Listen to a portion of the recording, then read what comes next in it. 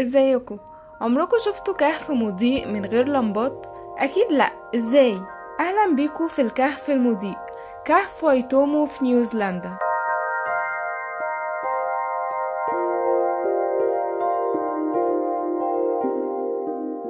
الكهف اللي كل ما تدخل فيه تلاقي نجوم مضيئة بتنورلك الطريق، بس الحقيقة ان دي مش نجوم. امال ايه؟ دي نوع من اليرقات او الديدان الصغيرة اللي بتعيش في الكهف ده، وبتصدر اضاءة لونها ازرق عشان تجذب الحشرات للشبكة بتاعتها فتبان كأنها نجوم مضيئة.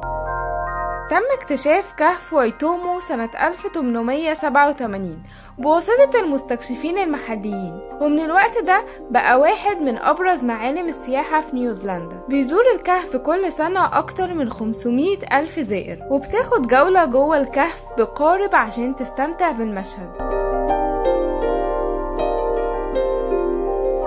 فيا ترى عندك الجراءة انك تزور كهف وايتومو في يوم من الايام بعد ما عرفت سبب الاضاءة اللي جواه دي؟ وبس.